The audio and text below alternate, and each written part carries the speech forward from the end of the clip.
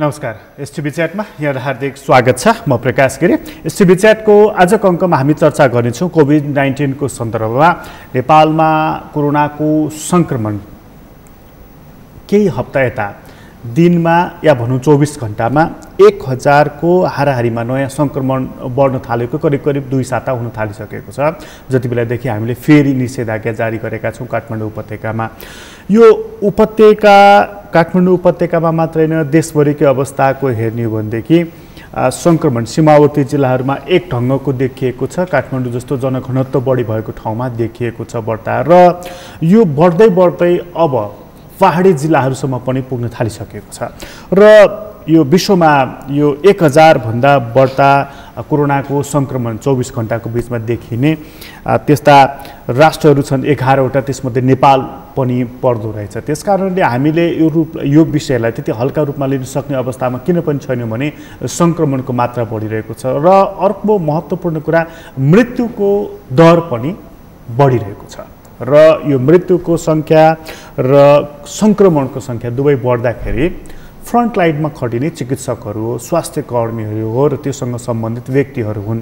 र अहिले सबैभन्दा बढी सङ्कटमा पनि स्वास्थ्य कर्मीहरू छन्, सुरक्षा कर्मीहरू छन्, र यसमा सरकारले त्यो पेसामा रहेका व्यक्तिहरू, त्यो संस्थालाई कति महत्त्व दिएको छ, र फ्रन्ट लाइनमा खटिने व्यक्तिहरूलाई, त्यो पेसा अँगालेका व्यक्तिहरूलाई यदि उनीहरूको मनोबल हामीले उच्च राखेनौँ भनेदेखि हामीले यो युद्ध कसरी जित्न सक्छौँ, केही सवालहरू यसरी खडा भएका छन्। र आजको अङ्कमा हामी कुराकानी गर्नेछौँ यो कोभिड-19 हामी कहाँ कुन स्टेजमा आइपुगेको छ र यसलाई नियन्त्रणको लागि कस्ता पहल भएका छन्। हामीसँग आज कुराकानीको लागि डाक्टर लोचन कार्की हुनुहुन्छ, उहाँ नेपाल चिकित्सक सङ्घको अध्यक्ष हुनुहुन्छ। तपाईँलाई स्वागत छ डाक्टर साहब। धन्यवाद।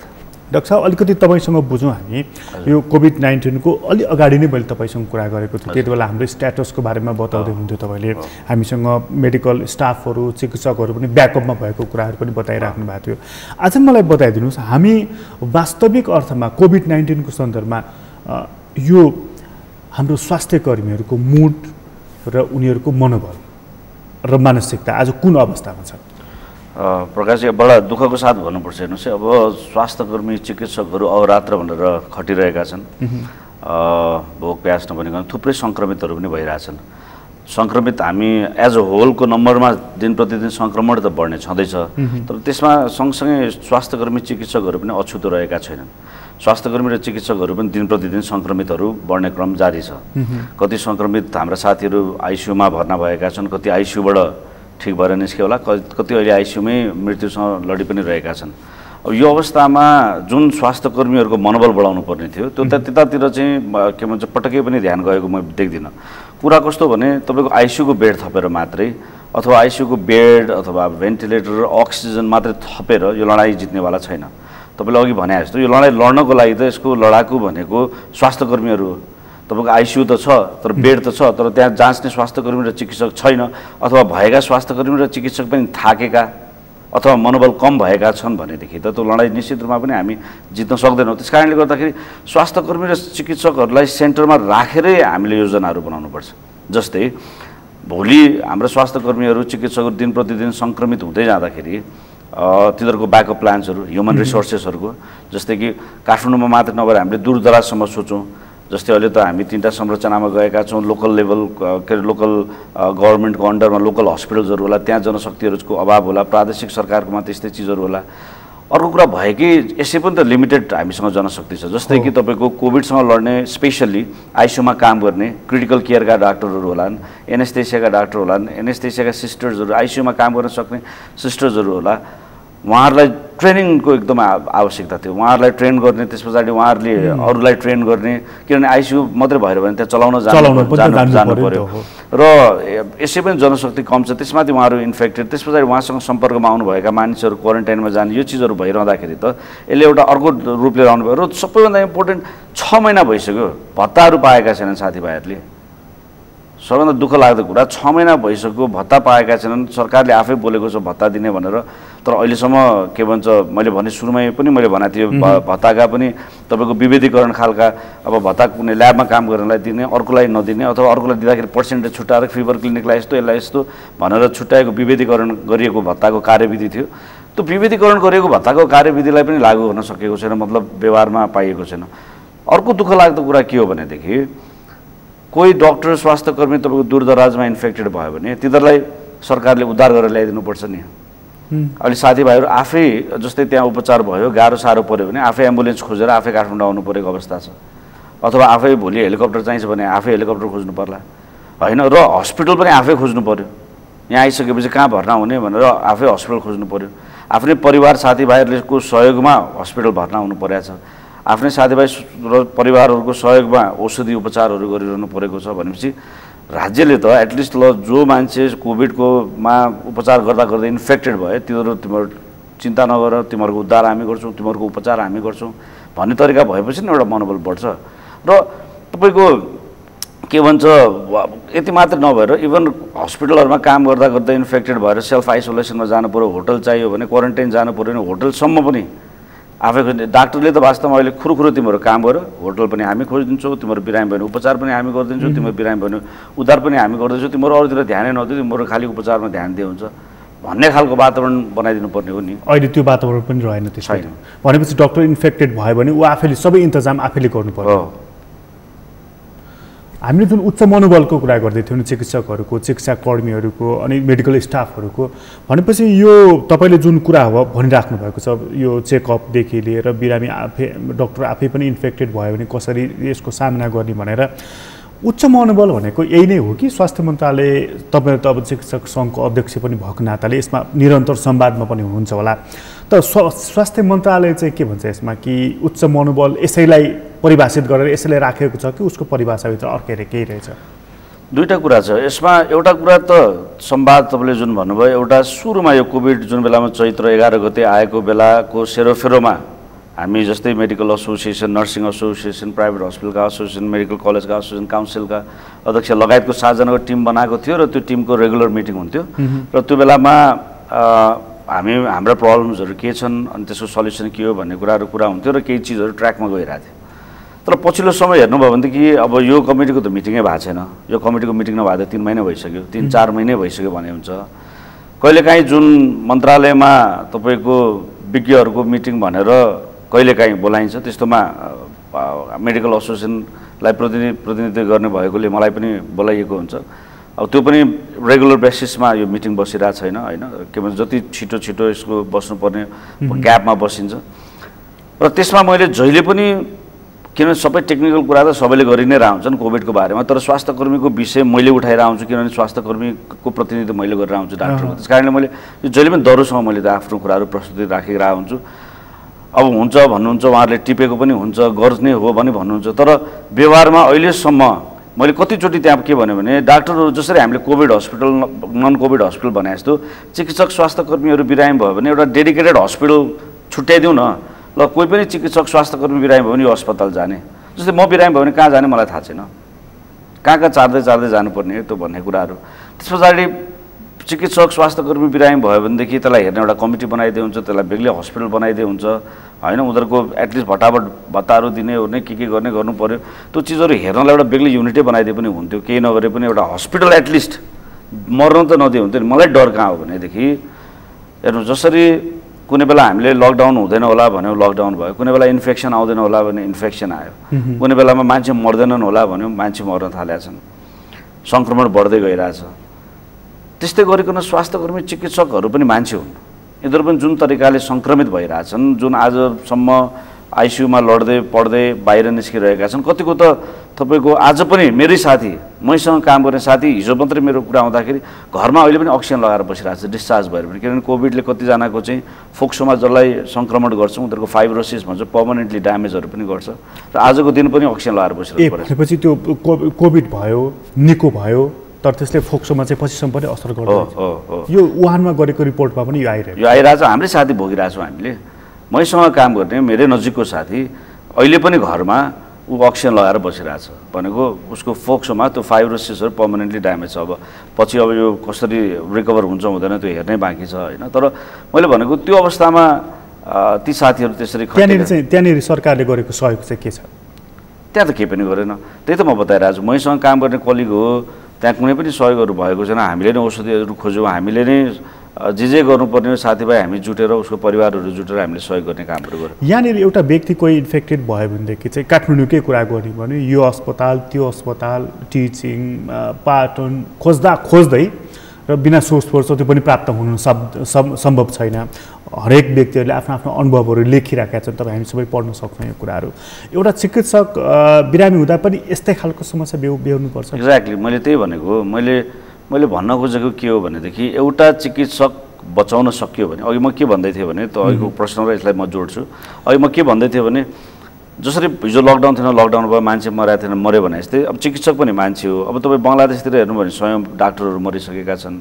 भारततिर हेर्नुभयो भने झन्डै हजारजना मान्छे के अरे डाक्टरहरू मात्रै मरिसकेका छन्। नेपालमा पनि कुनै दिन आज सम्म पो सर्भाइभ गर्दै आइरहेछन्। भोलि गएर तल माथि 2-4जनाको ज्यान जाने बित्तिकै अवस्था अर्कै हुन्छ। आज त हामीले उनीहरूलाई प्रोटेक्ट गर्न किन जरुरी छ भने अघि मैले तपाईँ अब दोस्रो प्रश्नमा एउटा चिकित्सक जोगाउनु भनेको उसले हजारौँ मान्छेलाई बचाउन सक्छ। एउटा नर्स स्वास्थ्यकर्मी हामी चिकित्सक स्वास्थ्यकर्मीहरूलाई जोगायो भने उसले हजारौँ मान्छेलाई जोगाउन सक्छ। उसलाई यो लडाइँको लागि उसलाई हामीले प्रायोरिटीमा उसको हेल्थलाई हामीले प्रायोरिटीमा राख्नुपर्छ। उसको हामीले भनौँ न भेन्टिलेटर भनेको 2 महिनापछि फेरि ल्याउन सकिएला, औषधि सक्यो भने फेरि लिएर आउन सकिएला। तर त्यो जनशक्ति हामीले त आजको भोलि तयार गर्न सक्दैनौँ। आजको भोलि हामीले लडाइँ लड्नु छ होइन, दिनदिनै लडाइँ लड्नु छ। र जुन तरिकाले सङ्क्रमितहरू बढ्दै गइरहेछ भोलि अहिले भएको जनशक्ति नपुग्न सक्छ भनेपछि भएका जनशक्तिलाई प्रोटेक्सन गर्ने, इन्फेक्सन हुनबाट जोगाउने र बिरामी भएकालाई त छिटो ठिको पारेर निकाल्नु पर्यो नि। हो, तपाईँले भनेको योसँग योभन्दा विपरीत विचार राख्नेहरू पनि रहेछन्। फेरि उनीहरू के भन्छन् भने यो डक्टरको चाहिँ यो जस्तो फ्रन्ट लाइनमा खटिएको हामी मानिस हौँ, हामीलाई चाहिँ अलिकति विशेष व्यवस्था हुनुपर्छ अथवा विशेष नजरले हेर्नुपर्छ भन्ने कुरै होइन। यो त उनीहरूको ड्युटी हो बाबा, यो गर्नुपर्छ भन्ने मत राख्नेहरू पनि छन् क्या। सही कुरा हो, ड्युटी नै हो, ड्युटी नै गरिरह हो, ड्युटी नै गर्छौँ। तर जस्तै मेरो सिम्पल कुरा के हो भने एउटा आर्मी लडाइँ लड्नलाई तपाईँको बर्डरमा गयो, उसले गोली खायो, यसको ड्युटी हो गोली खाने भनेर तपाईँ ती छोडेर आउनुहुन्छ त्यो आर्मीलाई कि तपाईँ उसलाई उद्धार गर्नुहुन्छ? त्यसलाई त उद्धार गर्नु पर्यो। हो, त आर्मी जो लडाइँ लड्नलाई बर्डरमा गइरहेछ भने तपाईँ उसलाई उद्धार गर्नुहुन्छ। गोली लागेको छैन हस्पिटलमा ल्याएर उसलाई तुरुन्तै हेलिकप्टरले उठाउनुहुन्छ। आर्मी हस्पिटल भनेर डेडिकेटेड हस्पिटल छुटाउनु भएको छ। पुलिस मान्छे बिरामी पनि पुलिसको लागि पुलिस हस्पिटल डेडिकेटेड छ। उसको तलमाथि ज्यान गयो भने उसको परिवार तपाईँले हेरिदिनुहुन्छ। ऊ मान्छे मऱ्यो भनेदेखि तपाईँ कति 7 चोटि बन्दुक पड्काएर कसरी तपाईँ उसको सम्मान दिनुहुन्छ, उसको विशेष प्रायोरिटीले हेर्नुहुन्छ भने आजको यो लडाकु ती सैनिक जस्तै त हुन् उनीहरू पनि गोली यहाँ भाइरस चाहिँ एउटा गोलीको रूपमा आइरहेछ। उसले अब आफूलाई जोगाउँदै मान्छे देशको सेवामा गइरहेछ। अब मैले कसको लागि जोगाउने भनेर आएको त यो त्यो डक्टर्स त्यो स्वास्थ्यकर्मी कसको लागि जोगाउने भनेको फेरि यही राष्ट्रको लागि हो नि त। यहीँको जनताको सेवा दिनलाई फेरि भोलि चाहियो नि त। भएकै चिकित्सक र स्वास्थ्यकर्मीहरू यसको ड्युटी हो, यसले गर्नै पर्छ। गरिरहेछ बाबा, हिजो पनि गरिरहेको थियो, आज पनि गरिरहेछ, भोलि पनि गर्छ। तर गर्ने ड्युटी नगर्ने भए त भाग्थ्यो होला। आज तपाईँको संसारमा हेर्ने भने मृत्युदर अरू देशभन्दा यहाँ कम छ। त स्वास्थ्यकर्मी चिकित्सकहरूले ड्युटी गरेरै त्यो भएको होला नि त। आज हरेक हस्पिटलमा प्राइभेट होस् सरकारी होस् प्रतिष्ठान होस् काठमाडौँ बाहिर होस् स्वास्थ्यकर्मी र चिकित्सकहरू आफू सङ्क्रमित भएर काम गरिरहेछ नि, त्यो ड्युटी नै गरेर होला नि त। तर ड्युटी गरे बापत उसलाई चाहिँ कसले पनि नहेर्ने। विशेष भत्ता चाहिँ के चाहियो त? फेरि विशेष भत्ता मागेको छैन हामीले, विशेष भत्ता हामीले मागेको छैन। राज्यले आफैले दिने जोखिम भत्ता भनेर भने हो। जोखिम भनेको त्यो नर्मल कुरा के हो भने उसले कुनै चिज जोखिम जस्तै तपाईँलाई भनौँ न आफ्नो जीवनलाई दाउमा राखेर आफै मैले अघि भने जस्तो त्यो जो डाक्टर फर्केर गएर अब जीवनभर ऊ अक्सिजनमा लगाएर बस्नु पर्ने उसको करियरै सक्यो नि। उसले परिवार बच्चा फ्यामिली त हेर्न सक्दैन होला नि। तर त्यो तपाईँको जोखिम भत्ताले पुग्नेवाला छैन। त्यो खालि मनोबल बढाउनलाई मात्रै हो। त्यो जोखिम भत्ता नपाए पनि काम गरिरहेछन्। जोखिम भत्ता भनेको तपाईँको स्यालेरीमा कसैलाई 50% थप्दै होला, कसैलाई 100% थप्दै होला, पुलिसलाई 300 रुपियाँ भने होला। त्यसले उसको घर परिवार चल्ने पनि होइन। जुन दिन कोभिड सकिन्छ त्यो सकिन्छ। तर त्यो डाक्टर जो थलिएको छ त्यसको त जीवन थलियो नि। जो मान्छे मर्यो त्यो त गयो नि। हामीले पैसालाई जीवनसँग नदाजौँ, खालि त्यो एउटा मनोबल बढाउन। त्यो पनि राज्यले आफैले मन्त्री परिषदले आफैले घोषणा गरेको कुरा हो नि त। त्यो माग गरिएको हो कि होइन तपाईँले माग गर्नु? हामीले वास्तवमा भन्दाखेरि सुरुमा जोखिम भत्ता यो दिनुपर्छ भनेर हामीले उठान गरेको कुरा पनि होइन। हामी आफ्नो ड्युटी गरिरहेको थियौँ। राज्यले आफैले उद्घोषण गरेको चिज आफै पुरा गर्न नसक्ने। तपाईँहरूले खासमा चाहिँ चिकित्साकर्मीहरूको सुरक्षाको कुरा चाहिँ माग गरिराख्नु भएको छैन नि? जस्तो बानेश्वरकै घटनालाई एउटा उदाहरणको रूपमा लियौँ। मानिसहरूले त्यहाँ त्यो त्यो क्वार्टरबाट चाहिँ तपाईँहरू यहाँ ओहोरदोहोर नगर्नुहोस्, तपाईँहरू मार्फत समुदायमा सर्ने भयो आदि इत्यादि जुन कुरा गरे, सर्न सक्छ भन्ने भए त हरेकलाई हुने भयो नि त होइन। त्यसपछि के भयो? हामीले यो मुद्दा पनि धेरै उठायौँ। यसको जसरी हामी अहिले टेलिभिजनमा बसे जस्तै गरिकन मैले विभिन्न त्यो बेलामा सिरिज अफ इन्टरभ्युजहरूमा थिएँ म। त्यस पछाडि हामीले विज्ञप्तिहरू निकाल्यौँ। त्यसपछि हामीले सम्बन्धित निकायहरूलाई भन्यौँ। सम्बन्धित निकायहरूबाट जस्तै स्वास्थ्य मन्त्रालयको प्रवक्ताले हामी कारबाही गर्छौँ भनेर स्वास्थ्य मन्त्रालयको भोइस भन्यो, सिडिओ कार्यालयबाट सिडिओ साहबले हामी कारबाही गर्छौँ भनेर भन्नुभयो, महानगरपालिकाका 3-4जना बसेर एउटा प्रेस विज्ञप्ति निकाले। यस्ता कागजमा थुप्रै चिजहरू भयो, मुखबाट थुप्रै चिजहरू भयो। तर हामीले पटक पटक के भनिरहेको थियौँ भने स्वास्थ्यकर्मी चिकित्सकहरूको प्रोटेक्सन आज होइन, हामीले योभन्दा अगाडिदेखि स्वास्थ्यकर्मी जुन हस्पिटलहरूमा तोडफोड भइरहेछ, स्वास्थ्यकर्मीहरूलाई तोडफोड कुटपिट गर्ने चिजहरू पहिले पनि भइरहेको थियो। यो चिजलाई रोक्ने खालको कानुन चाहियो। स्वास्थ्य क्षेत्रलाई शान्ति सुरक्षा शान्ति क्षेत्र घोषणा गर्नु पर्यो। एउटा सेतो कोट लगाएर काम गरिरहेको व्यक्तिलाई जसरी वर्दीमा प्रहरीले एउटा लुगा लगाएर ड्रेसमा काम गर्दाखेरिको जे खालको कारबाही हुन्छ त्यो खालको कारबाही हुनु पर्यो।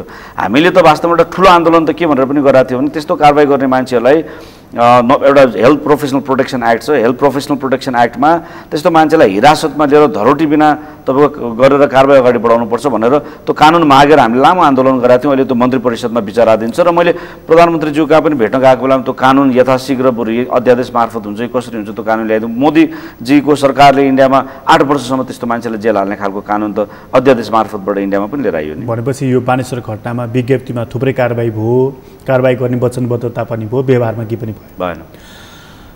त्यसले चाहिँ चिकित्साकर्मीहरूलाई कस्तो असर पार्यो त? हामीलाई त्यही अब हेर्नुहोस् न, हरेक कुरामा त्यसले के रिफ्लेक्सन्स दिन्छ भनेदेखि सबैलाई जसरी भत्ता भनियो आएको छैन, कारबाही गर्छौँ भन्यो कारबाही भएको छैन। अब यो आश्वासन नै आश्वासनको बिचमा बस्नु परिरहेछ। तर चिकित्सक स्वास्थ्यकर्मीहरू त्यो आश्वासनतिर हेरेर भन्दा पनि आफ्नो ड्युटी भनेरै काम गरिरहेका छन्। यसलाई अर्को नजरबाट हेर्ने हो भने हामीसँग चाहिँ चिकित्साकर्मीहरूलाई हिजो अस्ति चाहिँ जुन एउटा भगवान्कै रूपमा लिन्थ्यो नि त, ओहो तपाईँले मलाई बचाइदिनु भयो भनेर कयौँ बिरामीहरूले कयौँ डक्टरहरूलाई चाहिँ पछिसम्म सम्झेको हामीलाई पनि थाहा छ नि त होइन। अहिले मतलब चिकित्साकर्मीहरूको पनि ओज मानमा चाहिँ अलिकति कमी आएछ त्यस भएदेखि? मलाई त्यस्तो लाग्दैन। मलाई चाहिँ बरु के लाग्छ भने अहिले वास्तवमा स्वास्थ्यकर्मी चिकित्सकहरूलाई जनताले स्पेसली सानो चङ्क तपाईँले भने जस्तो 2-4वटा घटना त्यस्तो घट्छन्, त्यसबाट हामी विचलित हुनु भएन।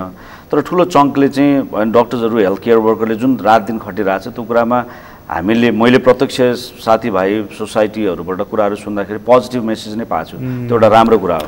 तर यो कहीँ चाहिँ तपाईँहरू पनि अलिकति अगाडि आउनुपर्ने खालको रहेछ। जस्तो जनकपुरको एउटा घटना चाहिँ के भन्दाखेरि एउटा भनौँ न त्यहाँको चाहिँ मेडिकल स्टाफलाई चाहिँ स्वाब सङ्कलन गर्न पठाएको, ज्वरो नाप्न गर्न पठाएको जुन कुरा आयो नि, त्यो चिकित्सकलाई त तपाईँहरूले चाहिँ अब भनौँ न तपाईँ त चिकित्सक सङ्घको अध्यक्ष पनि भएको नाताले तपाईँले किन यस्तो गरेको भनेर त्यहाँ जुन मेसु हुनुहुन्थ्यो अथवा जो त्यहाँको इन्चार्ज हुनुहुन्थ्यो उसलाई त तपाईँहरूले प्रष्टीकरण सोध्नु पर्थ्यो अथवा कारबाही गर्नु पर्थ्यो नि।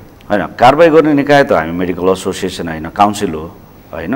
यद्यपि तपाईँले भने जस्तो हामी के कुरामा चाहिँ अनेस्ट छौँ भनेदेखि चाहिँ हामी खालि चिकित्सकहरू स्वास्थ्यकर्मीहरूलाई यो भएन यति मात्रै हुनुपर्छ भन्ने कुरा होइन। यदि गलत स्वास्थ्यकर्मी र चिकित्सकहरूबाट हुनुपर्छ भने उनीहरूलाई पनि कारबाहीको दायरामा लिएर आउनुपर्छ। उनीहरूले पनि आफ्नो एथिक्सबाट बाहिर जानु हुँदैन भन्ने हाम्रो मान्यता हो। त्यो हिसाबले हामीले हाम्रै माग अनुसारले अहिले स्वास्थ्य मन्त्रालयमा जोइन्ट ऱ्यापिड एक्सन टिम भन्ने पनि बनाइएको छ, जसमा मेडिकल एसोसिएसनको प्रतिनिधि, नेपाल मेडिकल काउन्सिलको प्रतिनिधि, स्वास्थ्य मन्त्रालयको प्रतिनिधि, सिसिएमसीको प्रतिनिधि, एफिनको प्रतिनिधिहरू भएको एउटा टिम बनाएको छ। कुनै पनि ठाउँमा हस्पिटलमा केही प्रब्लम्सहरू आयो भने एटलिस्ट जस्तै म मेडिकल एसोसिएसनबाट मात्रै गयो भने म प्रति मान्छेले विश्वास नगर्ला यो त चिकित्सक सङ्घको प्रतिनिधि हो, यसले त आफ्नो डाक्टरलाई जोगाउँछ होइन, यसले त जसरी पनि घुमाइफिरे डाक्टरलाई जोगाउने भयो भन्ने अब्जस आउन सक्छ भनेर यो जोइन्ट टिम बनेको कारण चाहिँ के हो भने कुनै पनि ठाउँमा यदि कुनै पनि कारणले उपचारमा बाधा अवरोध भइरहेछ भने त्यतातिर पनि हामी एड्रेस गर्छौँ। त्यहाँ यदि डक्टर्सहरूको स्वास्थ्यकर्मीको लापरवाहीहरू या केही त्यस्तो भनौँ न कमी कमजोरी भन्ने आक्षेप आएका छन् भने त्यसलाई क्लियरिफाई हामी पनि गर्दै जान्छौँ के हो वस्तुको इमिडिएटली भनेदेखि। त्यस्तै गरिकन त्यहाँ हस्पिटल्सहरूमा नाजायज आरोप लगाएर हस्पिटल तोडफोड गर्ने कामहरू अनि त्यसपछि कानुन आफै हातमा लिने काम गरिरहेको छ भने त्यसलाई पनि इन्स्ट्यान्टली कारबाहीको दायरामा लिएर आउनुपर्छ भन्ने हिसाबले काउन्सिल एसोसिएसन सिसिएमसी लगायतको हामीले टिमहरू बनाएको छ। त्योदेखि बाहेक पनि कतिवटा चिजहरू चाहिँ जुन ठ्याक्कै आएको एक किसिमको हुन्छ, भएको घटना अर्को किसिमको हुन्छ, त्यसलाई पनि बुझ्न ओर्नु। किनभने हामीले खालि कतिवटा चिजहरू as a whole helicopter view नहेरिकन चाहिँ थाहा पाउँदैन हो। तर तपाईँहरूले हेर्दाखेरि चाहिँ अब जस्तो एउटा डक्टरले आफू नगइकन त्यो सफाई गर्ने कर्मचारीलाई चाहिँ ज्वरो नाप्न पठाउने भने एउटा पत्रकारले नि त्यो कुरा बाहिर ल्यायो होइन। त्यो आएको छ, तर त्यसको पनि अझ मलाई सत्य तथ्य भित्री कुराहरू थाहा छैन। किन भन्दाखेरि मलाई कतिवटा चिजहरू जुन तरिकाले देखाइएको छ त्यो सबै चिज त्यसलाई अलिकति डिपली के भन्छ, तर त्यसले डक्टरहरूकै ओज सम्मानमा चाहिँ अब यो सङ्कटको घडीमा होइन, जहाँ चाहिँ डक्टरहरूलाई मानिसहरूले उच्च स्थान महत्त्व दिएका छन्, त्यहाँ नै फेरि यस्ता घटनाहरूले त इज्जत घटाउँछ नि त। डेफिनेटली यस्तो यदि भएको हो भने त्यसले घटाउँछ र यस्तो कुराहरूलाई हामी गर्न दिँदैनौँ, रोक्छौँ। तर त्यो वास्तवमा भएको हो कि होइन, यत्तिकै मिडियामा कतिवटा चिजहरू मिडियामा फेरि आधा अधुरो अपुरो अथवा अर्कै एङ्गलले एक साइडबाट मात्रै देखाइएका चिजहरू पनि कति ठाउँ हामीले भेटेका छौँ। कतिवटा टेलिभिजनमा अथवा मिडियामा आएका चिजहरू सबै चिजहरू पूर्ण रूपले नआइकन हामीले त्यसलाई रियाक्ट गरिहाल्नु या कमेन्ट गरिहाल्नु चाहिँ हाम्रो पनि बुद्धिमत्ता हुँदैन जस्तो लाग्छ। त्यसलाई राम्रोसँग बुझेर अनि त्यही भएर नै यो जुन हामीले बनाएका कमिटिजहरू छन् अथवा सम्बन्धित निकायहरू छ त्यसले छानबिन गरेर यदि दोषी छ त्यस्तो हो भने त्यसलाई डेफिनेटली मैले भन्छु रोक्नुपर्छ। त्यसले हामी किनभने हेर्नुहोस्, हामी एज अ होल हाम्रो फर्टर्निटीको कुरा हो, हाम्रो समुदायको कुरा। तपाईँको भोलि 2-4 जना पत्रकारले तपाईँको समुदायमा नराम्रो गर्यो भने तपाईँलाई समेत आक्षेप आउँछ र तपाईँको के भन्छ व्यवसाय यो प्रोफेसनलिजमै दाग लाग्छ। त्यस कारण एक्ज्याक्टली त्यस कारणले जेनरलाइज हुन जान्छ। त्यस कारण त्यो एकजनाको गल्तीको कारणले गर्दाखेरि हाम्रो समुदायलाई नै हामी बदनाम हुन दिन्नौँ। हो, मेरो आशय पनि त्यही नै, किनभने एउटा जस्तो तपाईँको सडेको आलुले सिङ्गो बोराले सिद्धाउँछ नि त होइन।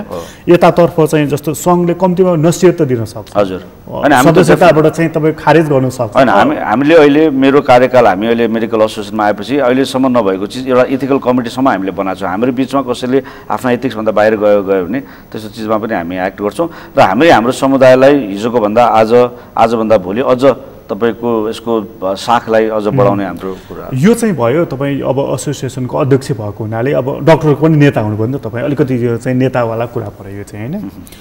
अलिकति यता स्वास्थ्यको कुरा आउँदाखेरि चाहिँ हामी अहिले जुन कोभिडको जुन सङ्कटमा आइपुगेका छौँ यति बेला, जस्तो चैतको 11 गतेदेखि अस्तिसम्म लकडाउन गरियो, त्यसपछि बिचमा 1 महिना खोलियो, अहिले निषेधाज्ञाको चरणमा छौँ देशका विभिन्न भागमा। तपाईँ आफैले चाहिँ एउटा एज अ डक्टर अहिले हेर्दाखेरि हामी कुन स्टेजमा छौँ? यो नियन्त्रणको दिशामा छ अथवा नियन्त्रणभन्दा बाहिरको दिशामा गइराखेका छ अथवा कुन परिस्थिति देखिराख्नु भएको छ तपाईँ? एउटा निश्चित रूपमा के छ भने डाटाजहरूले सबै कुरा डाटाहरूले के देखाइरहेछ भने जुन डबलिङ टाइम भन्छौँ हामी, जस्तै 1बाट 2, 2बाट 4 हुने समय पहिले कति लाग्थ्यो, डबल हुने टाइम घट्दै गएको छ। यसको मतलब सङ्क्रमण धेरै नै बढ्दै गइरहेछ, दिन प्रतिदिन सङ्क्रमण बढ्दै रहेछ। किनभने अघि नै तपाईँले उद्घोषणा गर्दाखेरि भन्दै हुन्थ्यो 1000 प्लसमा छ र हामीले हेऱ्यौँ भने यो लास्ट सर्टेन डेजमै जुन पहिले भनौँ एकछिनलाई पहिले 20 दिन लाग्थ्यो डबल हुन भने अब 15 दिन 10 दिन हुनु भनेको त्यो भनेको सङ्क्रमण एकदमै बढिरहेछ। त्यसमा दुविधै छैन, त्यो डाटाले देखाउँछ। मृत्यु बढिरहेछ। हिजोको बेलामा भनेको हेर्नुहोस् यसको स्टेज सुरुमा चैत्रदेखि तपाईँले कुरा गरेर जोड्दाखेरि सुरुमा आउँदाखेरि आयातित केस मात्रै थिए, बाहिरबाट आएका इम्पोर्टेड मानिसहरू जो बाहिरबाट आउनुभयो उहाँहरूमा मात्रै थियो। त्यस पछाडि लोकल ट्रान्समिसन आफूले भेटेका परिवारको वरिपरिलाई मात्रै थियो। त्यस पछाडि आएर यसले क्लस्टर्सहरूमा आफ्नो समाजहरूमा अलिअलि मान्छेहरूलाई छर्न थाल्यो र अहिले अब समुदायमा पनि गइसकेको अवस्था हो। अब यद्यपि सरकारले समुदायमा गएको छैन भनेर अब कुराहरू क्लियरलीहरू गरेको छैन यसको स्टडी। अब यसकै लागि मैले भन्छु अर्को कमजोरी के हो भने समुदायमा कसैले गइरहेछ भन्छ, कसैले गइरहेको छैन भन्छ, तर वास्तवमा समुदायमा गएको छ कि छैन भन्नको लागि चाहिँ हामीले सेरो सर्भिलेन्स गर्नुपर्छ। सेरो सर्भिलेन्स भनेको चाहिँ ब्लडबाटै जाँच हुन्छ, धेरै समय पनि लाग्दैन, समाजमा ठाउँ यसको जाँच गरेर रिपोर्ट पनि छिटो आउँछ। त्यो गर्ने बित्तिकै वास्तवमा यो समाजमा फैलेको छ कि छैन भन्ने कुरा थाहा हुन्छ। यो सेरो सर्भिलेन्स जतिसक्दो चाँडो गर्नु पर्यो। गभर्मेन्टले स्वास्थ्य मन्त्रालयले त्यता पनि हेर्नु पर्यो। मान्छेले कसैले कम्युनिटीमा छ, कसैले कम्युनिटीमा छैन, छ या छैन भन्ने कुरा त भनिदिनु पर्यो नि त। यहाँनिर प्रधानमन्त्रीले चाहिँ अलिकति कम्युनिटीमा गएको कुरा उहाँले सन्देश चाहिँ दिनुभएको छ नि होइन, त्यस हिसाबले चाहिँ हामी कहाँ कम्युनिटीमा प्रवेश गरेछ भन्ने कुरा अब हामीले चाहिँ मान्नु पर्यो। अनि यति मात्र होइन, WHO ले पनि भनिसकेको छ, नेपालको WHO ले पनि के भनिरहेको छ, कम्युनिटीमा गएको चाहिँ एकदमै व्यापक कम्युनिटीमा भन्दा पनि सानो कम्युनिटीहरूमा चाहिँ गइसकेको छ भनेर WHO ले पनि भनिसकेको छ। यो अहिले जस्तो हाम्रो जुन कम्युनिटीमा गएको छ, जस्तो काठमाडौँ जस्तो जनघनत्व बढी भएको जनकपुर जस्तो सर्लाही सिरा जुन हाम्रो ठाउँहरूमा विराटनगर जस्तो ठाउँहरूमा जुन ठाउँमा कम्युनिटीमा गएको छ नि, यो भनेको हामीसँग हामीसँग चिकित्सकहरू छन्, जति हामीसँग आइसियु बेड, आइसोलेसन वार्ड, जस्तो वीरगञ्जको कुरा गर्ने हो भने त्यहाँ 900 देखि 1000 मानिसहरू अहिले पनि होम आइसोलेसनमा छन् होइन भन्दाखेरि यो हामी थेर्न सक्ने अवस्थामा छौँ अथवा चाहिँ यसको हद कति हो जसलाई हामी डिल गर्न सक्छौँ र त्यो हद नाकेपछि चाहिँ हामी अब हात उठाउनु पर्ने अवस्था हुन्छ। के छ त्यसको अवस्था? यस्तो छ, त्यो चाहिँ हाम्रो इन्फ्रास्ट्रक्चरमा भर पर्ने कुरा हो होइन। जस्तै कि काठमाडौँको तपाईँले कुरा गर्नुभयो भने जुन बेलामा यो चैत्रको बेलामा नेपालको काठमाडौँको क्यापासिटी हेर्दाखेरि जम्मा 500वटा आइसियूको कुरा आयो होइन। अब अहिले अलिकति 150-150वटा आइसियू थपिएको छ भनेको मतलब आजको दिनमा मानिलियो ल 700वटा आइसियू छ अथवा 1000वटा राख्नुहोस्।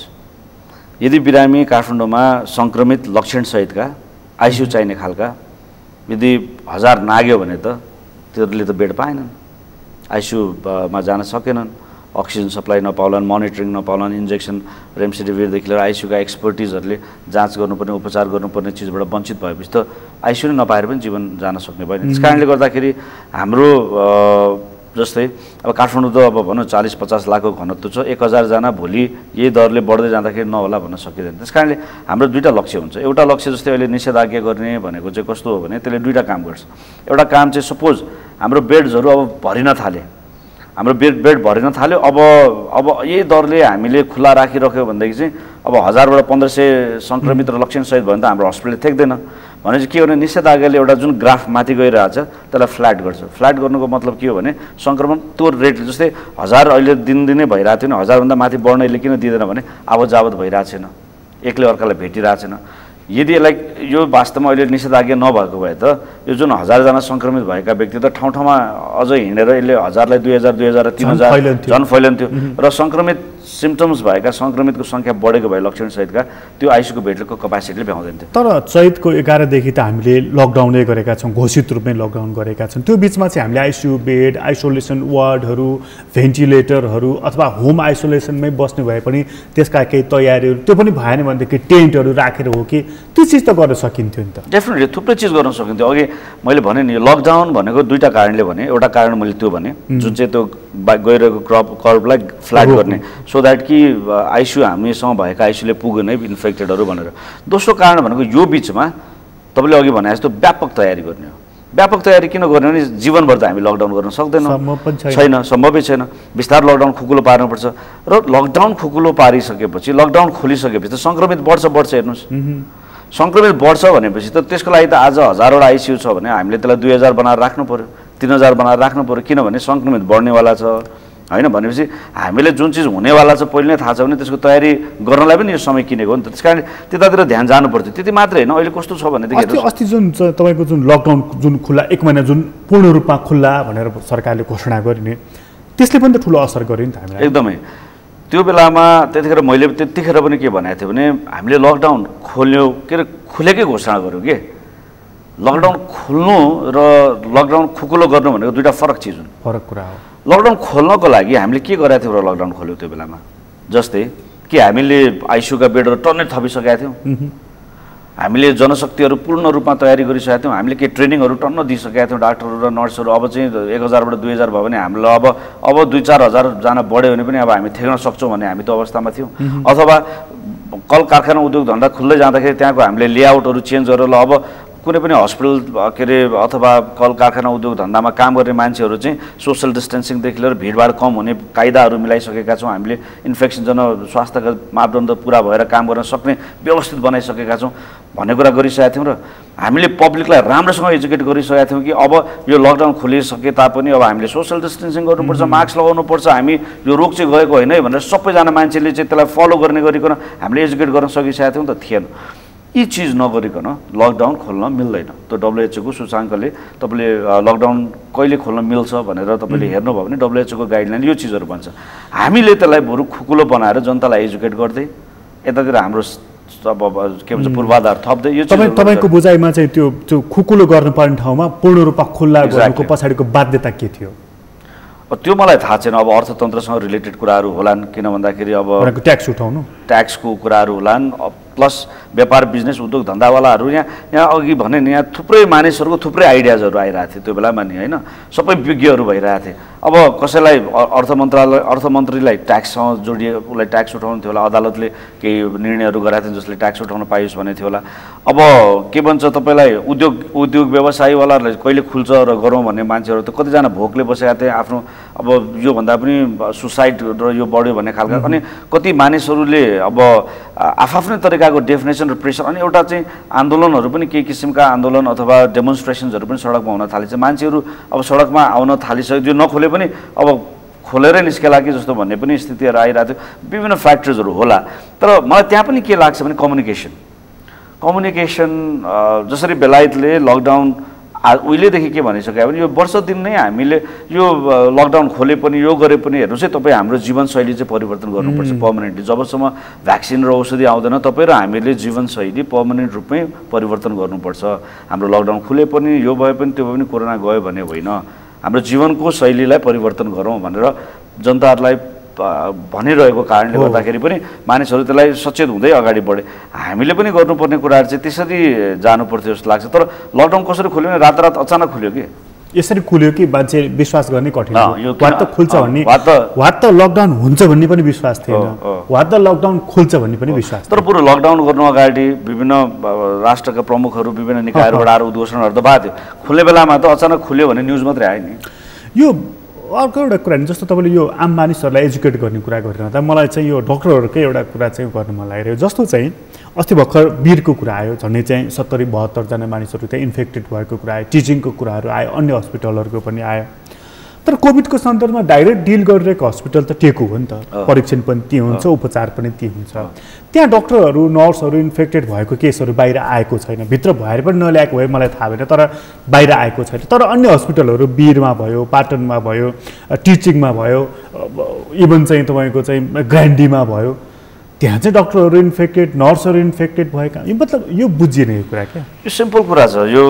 एकदमै सिम्पल कुरा के छ भनेदेखि जस्तै टेकुमा अथवा कोभिड हस्पिटलमा इन्फेक्सन किन भइरहेको छैन भने हुन त छिटपुट त्यहाँ पनि भएको छ त्यो बाहिर नआयो होला तर तपाईँले भनेको कुरा के ठिक हो नि त्यहाँ इन्फेक्सन छैन नै अलमोस्ट भन्दा हुन्छ अलिअलि केही भए तापनि किन त्यो हो भनेदेखि उनीहरू कम्प्लिट रूपमा प्रिकसन लिएर काम गरिरहेका छन् किनभने कोभिड मैले कोभिडको बिरामी हेर्ने हो भनेर होइन जस्तै तपाईँलाई पहिले नै यहाँ आगो लागिरहेछ भने तपाईँ आफूलाई जोगाएर त्यहाँ छिर्नुहुन्छ तर यहाँ आगो लागेको छैन भनेर भात छिर्यो भने तपाईँलाई पोल्छ भने मतलब कस्तो भनेदेखि वीर हस्पिटल कोभिड हस्पिटल भनेर भनिएन अथवा अन्य हस्पिटल्सहरूमा त्यही भएर हामीले पटक पटक के भन्यो भने कोभिड र नन कोभिड एउटै हस्पिटलमा हेर्नु हुँदैन अथवा सबै हस्पिटललाई के भन्छ 20% छुटाउनु हुँदैन भनेको कारणै यो तपाईँले कोभिड मात्रै हस्पिटल भनिसकेपछि तपाईँ कम्प्लिट प्रिकसन लिएर काम गर्नुहुन्छ तपाईँलाई इन्फेक्सन हुने चान्सेस एकदमै कम हुन्छ यद्यपि पिपी लगाएर पनि थुप्रै ठाउँमा संसारभरि डक्टर्सहरू नर्सेसहरू इन्फेक्टेड भएका छन् बेलायत अमेरिका इटली जहाँ पनि त्यो लगाउने बित्तिकै 100% प्रोटेक्सन हुने त होइन तर त्यसले धेरै प्रोटेक्सन गर्छ र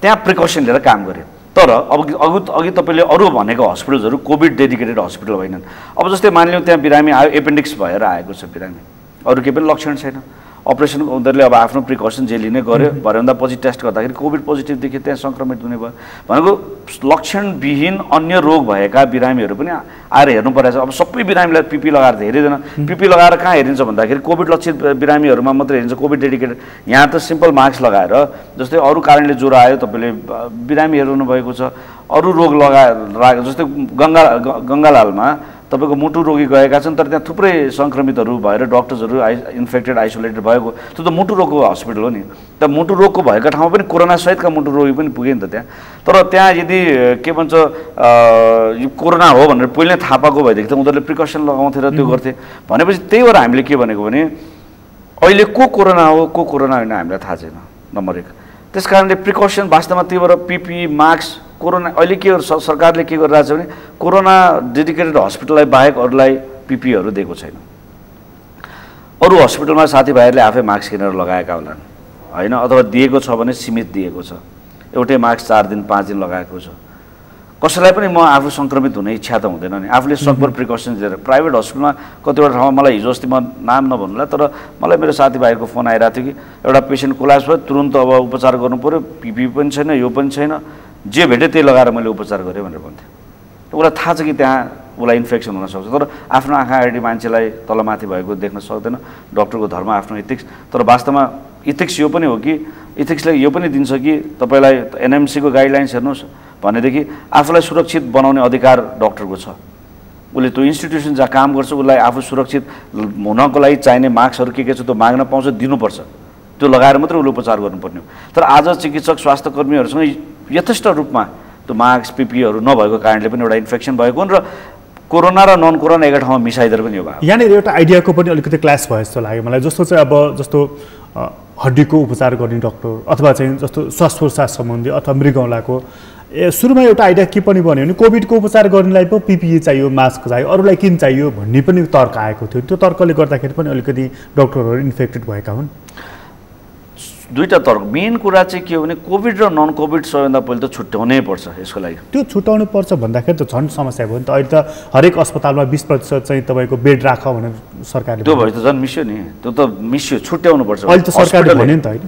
होइन त्यही त मैले इन्ट्रेस्टिङ के छ भने स्वास्थ्य मन्त्रालयबाट आएका सूचनाहरू पनि क्लियरहरू छैनन् के। त्यो पनि अर्को एउटा प्रब्लम छ कि आएको सूचनाहरूमा पनि सुरुमा आएको सूचनामा 20% छुट्याउनै पर्छ भन्ने आएको थियो। त्यसको 2 दिन पछाडिको मन्त्री परिषदको निर्णयले सबै हस्पिटल नै कोरोना हस्पिटल सबैले हेर्नुपर्छ भन्ने खालको सूचना आयो। एक्ज्याक्टली कसरी जाने हो भन्ने कुरा थाहा भएन। कुरा के हो भन्ने कुरा अझै पनि प्रश्न छैन। स्पष्ट रूपमा त आउनु पर्यो। जस्तै तपाईँलाई स्पष्ट रूपमा तपाईँलाई अहिले पोजिटिभ भयो भने तपाईँ कसरी जाने हस्पिटल तपाईँलाई थाहा हुनु पर्यो नि। त्यो यसमा चाहिँ झन् डरलाग्दो समस्या के छ भने म जति साथीहरू मेरो नेटवर्कमा हुनुहुन्छ अथवा जति म अध्ययन गरिरहेको छु त्यसले के भन्छ भने एउटा कोही मानिस सङ्क्रमित भएको छ भने उसले हस्पिटलमा गएर जचाउनको लागि अथवा बेड पाउनको लागि त्यो महाभारतकै उदय जिते बराबरै छ। यो चाहिँ किन समस्या छ? अनि मैले त्यही भनेको त्यही चिज ट्युनिङ चाहिँ स्वास्थ्य मन्त्रालयले गरिदिनु पऱ्यो कि। त प्रब्लम यो यसलाई म्यानेजमेन्ट स्किल्सको कुराहरू आयो कि। सिम्पल एज द्याट यसलाई ट्युनिङ चाहिँ जस्तै तपाईँलाई मानिलिउँ तपाईँलाई मलाई अहिले कोरोना पोजिटिभ भयो भने हामीले कहाँ फोन गर्ने। हामी जस्तै अस्ति एकजना श्रीमानलाई पोजिटिभ भयो, श्रीमतीले सँगै एम्बुलेन्समा हालेर लिएर आयो, श्रीमान बित्यो, श्रीमतीलाई कोरोना सर्यो होइन। एउटा पोजिटिभ मान्छे आफ्नो रिपोर्ट लिनलाई वीर हस्पिटलमाको अगाडि गेटमा मेरो किन रिपोर्ट आएन भनेर हल्ला गरेर हिँडेर आउँछ, उसले अरू दर्शनलाई सारेर आउँछ। रिपोर्ट लिन जानु नपरोस्, मेरो रिपोर्ट इन्टरनेट मोबाइलबाट यहाँ आओस्। रिपोर्ट त आउँछ तर मैले के गर्नु पऱ्यो सूचना आउँदैन। अथवा मलाई त्यो कन्ट्याक्ट ट्रेसिङ राम्रोसँग भइरहेको छ, मलाई एटलिस्ट के भनिदिनु पऱ्यो भने ल तँ जहाँ छस् त्यहीँ बस, हाम्रो एम्बुलेन्स आउँछ। अब एम्बुलेन्स पनि जुन पाए त्यो एम्बुलेन्सले तपाईँलाई पोजिटिभ भएको मान्छेलाई लान पनि त डराउँछ, किनभने आफू पनि इन्फेक्टेड हुनसक्छ एम्बुलेन्स ड्राइभर। त्यस कारणले गर्दाखेरि के भन्छ पिपी लगाएको एम्बुलेन्स ड्राइभरसहित उसलाई लियोस् र उसलाई कहाँ लानु पऱ्यो उसले लगिदिइहालोस् न। त्यसको लागि उसले किन खोजिरहनु पऱ्यो? यो हस्पिटल त आफै खोज्न जानु नपऱ्यो। यो यति चिजको व्यवस्थापन चाहिँ हुन नसक्नुको कारण मैले अहिलेसम्म पनि बुझाएको छैन। मैले पनि बुझाएको छैन। हामीले पटक मैले सबलाई सुरुमा जुन बेलामा स्वास्थ्य मन्त्रालयमा हामीले भन्यो नि 7 जनाको कमिटी बनेको थियो, त्यो बेलामा हामीले यो कुराहरू सानो मिसँग कुरा गरेका थियौँ। हामीले के भनेको थियौँ, जो सङ्क्रमित छ उसलाई नै यो फोन नम्बर गर्ने, त्यस पछाडि एम्बुलेन्सको पनि डेडिकेटेड एम्बुलेन्सहरू पनि छुट्याउँ। जस्तै त्यो आफ्नो एरियामा त्यो कुन एरिया, जस्तै ललितपुर आयो भने त्यो जस्तै भनौँ काठमाडौँको पनि कुन एरिया, चाबेलको एरियालाई एउटालाई जिम्मा दिउँ, यताको एरियालाई त्यो दिउँ र त्यो डेडिकेटेड कोभिड भएका बिरामीहरूलाई त्यो एम्बुलेन्सले कहाँ लानु पर्ने निश्चित त्यो एम्बुलेन्स एउटा डेडिकेटेड एम्बुलेन्स र डेडिकेटेड हस्पिटल भइसकेपछि त कुरै सकियो। जसलाई लक्षण छ उसलाई आइसियुमा लग्यो, जसलाई लक्षण छैन ऊ घरमै यस्तो रक्त किसिमको आइसोलेसनमा उसको घरमा बस्न सक्दैन भनेदेखि कहाँ हो आइसोलेसन सेन्टर, त्यहाँ लगिदिन्छ। होम आइसोलेसनमा बसेको छ भने पनि होला मोनिटरिङ गर्ने सिस्टम भइदिनु पर्यो। यो चिज गर्नुपर्ने काम चाहिँ स्वास्थ्य मन्त्रालयले। डेफिनेटली स्वास्थ्य मन्त्रीजी त हामी म अस्ति सुन्दै थिएँ मैले उहाँको चाहिँ यसरी काम गरिरहेछौँ हामी कि जो मानिस सङ्क्रमित छ उसलाई खोजिकन ल्याएर हामी उपचार गरिरहेका छौँ। नेपालीहरूले देखेनन् यो कुरा, बाहिर रहेका नेपाल छाडेर गएर बाहिर बसेका नेपालीले पनि देखेनन्, तर विदेशीले देखे नेपालीको आँखामा चाहिँ मोतीबिन्दु लाग्यो भनेर उहाँले भन्दै हुनुहुन्थ्यो। अनि म स्वास्थ्य मन्त्रीज्यू भन्दा पनि स्वास्थ्य मन्त्रीज्यूको चाहना ठिक होला, उहाँको आशय ठिक होला होइन, म धेरै कमेन्ट त गर्न चाहन्न। तर त्यहाँ मन्त्रालयभित्र बसिरहनु भएका अनि जति कोअर्डिनेसन्सहरू हुनुपर्ने, जति मलाई के हो भने स्वास्थ्य मन्त्रालय एकछिनले आफूले गर्न सक्ने गरिरह होला। ड्राइभ त उहाँले गर्ने हो। एक्ज्याक्टली ड्राइभर सुन्न मलाई के भने उहाँ त पोलिटिकल मान्छे हो नि। एक्ज्याक्टली उहाँले लिडरसिप लिनुपर्छ। मैले के भने आजको यत्रो महामारीमा स्वास्थ्य मन्त्रालयमा भएको 2-4 जना मानिसले मात्र यो के भन्छ महामारी लड्न सक्छन् र? सक्दैन नि, निश्चित रूपमा सक्दैन। यसको लागि हामीले पटक के भने फेरि यो बेलामा जो पनि आएर सहयोग गर्न तयार छन् होइन, जो पनि आएर के भन्छ, किनभने पहिले हामी रह्यौँ भने अनि बाँकी चिज रहने हो। अथवा यसको यो पाटो हो त, जस्तो स्वास्थ्यको प्रवक्ताले बोले सुन्दै थिएँ मैले कि एउटा कोभिड पोजिटिभ भएको मान्छेको उपचारको लागि आदि इत्यादि सबै गर्दा करिब 1,04,000 जति खर्च हुन्छ भनेर उहाँले हिसाब दिइराख्नु भएको थियो। यो महँगाईको कारणले सरकारले खर्च तान्नु नसक्यो। स्वास्थ्य सचिवले अर्थ सचिव जसरी कुरा गर्ने होइन, स्वास्थ्य सचिवले के गर्नु पर्यो भनेदेखि चाहिँ हेल्थ मिनिस्टरलाई उहाँले लिडरसिप लिइरहनु भएको छ भने स्वास्थ्यको लागि हामीलाई कोरोना कन्ट्रोल गर्नको लागि यो चिज चाहिन्छ त्यसको पैसा कति चाहिन्छ भन्ने कुरा गर्दैन। त्यसको कति पैसा चाहिन्छ अर्थ मन्त्रालयले अथवा क्याबिनेटले गर्छ। प्रवक्ता त हिसाब गरिराख्नु भएको छ, क्यालकुलेटर थिची हो। त्यो उहाँको क्यालकुलेट थिच्ने उहाँको काम होइन, क्यालकुलेसन थिच्ने काम स्वास्थ्य मन्त्रालयको होइन, त्यो अर्थ मन्त्रालयको क्याबिनेटको। आवश्यक छ उहाँहरूले दिनुहुन्छ, आवश्यक छैन दिन सक्ने छ भने म दिन सक्छु भनेर भन्नुहुन्छ, दिन सक्नुहुन्न म दिन सक्दिनँ भनेर उहाँहरूले भन्ने काम उहाँहरूको। तर स्वास्थ्य मन्त्रालयको काम के हो भनेदेखि एज अ स्वास्थ्यविद भनौँ अथवा as a professional of health कोरोनालाई हेरेर हामीलाई कति टेस्ट चाहिएको छ अथवा हामीलाई कतिको पिपी चाहिएको छ, हामीलाई कति जोखिम भत्ता चाहिएको छ, हामीलाई कतिवटा आइसोलेसन चाहिएको छ, हामीलाई के भन्छ कति म्यान पावर चाहिएको छ, हामीलाई कन्ट्याक्ट ट्रेसिङ गर्न के चाहिएको छ, हामीलाई कतिवटा अक्सिजन प्लान्ट चाहिएको छ। हामी यति भयो भनेदेखि हामीलाई कोरोनालाई कन्ट्रोल गर्न सक्छौँ। यो भएन भने हामी कोरोना कन्ट्रोल गर्न सक्दैनौँ। कोरोना कन्ट्रोल गर्न मलाई यो यति चाहिन्छ, किन चाहिन्छ भन्दा यो कारणले चाहिन्छ भनेर उहाँहरूले त्यसरी कुरा गर्नुपर्छ जस्तो लाग्छ। न कि यसको यति लाख रुपियाँ लाग्छ, यसको यति खर्च भयो भने यति कहाँबाट आउने, त्यो त क्याबिनेट छ नि, त्यसको लागि त अर्थ मन्त्रालय छ नि त्यो सोच्नको लागि। अहिलेसम्म जुन 7,57,963 यो लेटेस्ट डाटा मैले हेरेको, यति मानिसको चाहिँ PCR टेस्ट भएको रहेछ, यो पर्याप्त हो हामी कहाँ? पर्याप्त हुँदैन। हेर्नुहोस् तपाईँले भारतमा हेर्नुभयो भने होइन, पहिलेको भन्दा टेस्ट बढेको छ, त्यसलाई हरेक कुरा नेगेटिभ गर्नु पनि भएन, पहिलेभन्दा टेस्ट बढेको छ। तर पर्याप्त किन होइन, तपाईँले भारत मात्रै हेर्नुभयो भने अहिले भारतले दिन प्रतिदिन टेस्ट, भारत अहिले जस्तै दिल्लीको चिफ मिनिस्टरले हिजो भनिरहेको थियो हामी कोरोनालाई अलमोस्ट कन्ट्रोलतिर लागिरहेको छ, तर टेस्टको नम्बर बढेको कारणले गर्दा सङ्क्रमितको सङ्ख्याहरू पनि बढेको छ। उनीहरूको दिनमै चाहिँ तपाईँको 80,000 84,000 नयाँ केसहरू आइरहेको हो। कारण किनभने टेस्ट ज्यादा गरिरहेछन्। तर यदि भारतले पनि पैसा यति लाग्छ होइन, अब हामी चाहिँ टेस्ट यति बढायो भने यति खर्च लाग्छ हामीले भन्छ, तर भारतले पनि आज 84,000 पोजिटिभ लिएर आउनको लागि उसले लाखौँभन्दा बेसी टेस्टहरू गरिरहेछ नि, तब न 84 पोजिटिभ आउँछ। नत्र त कसरी आउँछ? त्यो पनि इन्भेस्टमेन्ट हो नि त। त्यो इन्भेस्टमेन्ट किन हो भनेदेखि चाहिँ जति तपाईँले सङ्क्रमितहरूलाई चाँडोभन्दा चाँडो भेट्नुहुन्छ, तपाईँ भाइरसभन्दा अगाडि कुद्ने हो कि, भाइरस छेक्नको लागि त भाइरसको पछि कुदेर भाइरसलाई छेक्न सकिँदैन नि। भाइरसभन्दा तपाईँ अगाडि कुदेर भाइरसलाई छेक्नु भयो भने पो रोक्नुहुन्छ त।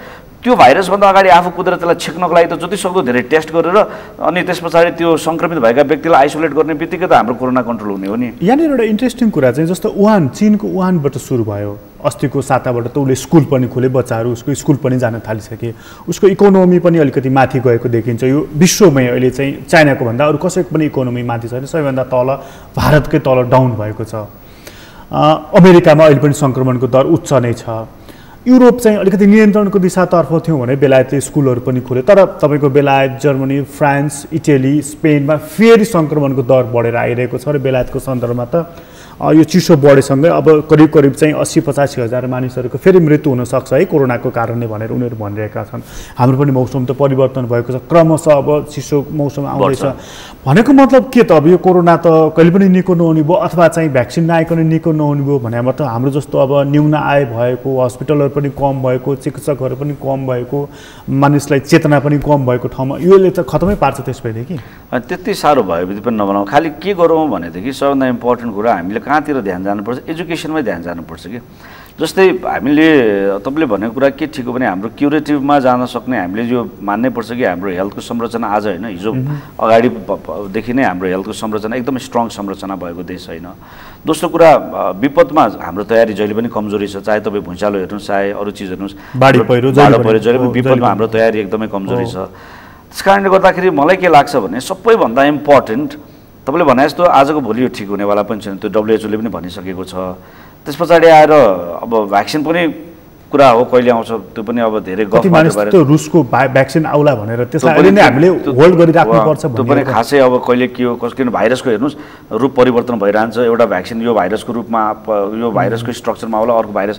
तर सबभन्दा इम्पोर्टेन्ट कुरा चाहिँ हामीले प्रिभेन्टिभ मेजरमा जानै पर्छ भनेको डक्टर के अरे पब्लिकहरूलाई एजुकेट गरेर हाम्रो वे अफ लाइफस्टाइललाई चेन्ज गरेको खण्डमा हेर्नुहोस्। अब यो लामो जब जाँदैछ भने हामीले जब यो लामो जाँदैछ भने अब हाम्रो नेपालको जुन हिजोको लाइफस्टाइलमा एज अ होलमा परिवर्तन, जस्तै वर्क फ्रम होम यदि गर्न मिल्छ भने वर्क फ्रम होमबाट गर्न थाल्नु पऱ्यो। कतिवटा चिज जस्तै ल तपाईँ मानिलिनु म कान्तिपुरको एउटा पत्रकार हो भने म ल्यापटप बोकेर कान्तिपुर जान्छु, त्यहाँ खोल्छु, दिनभरि आफ्नो ल्यापटपमा काम गर्छु, अनि त्यो ल्यापटप बोकेर घर फर्किन्छु।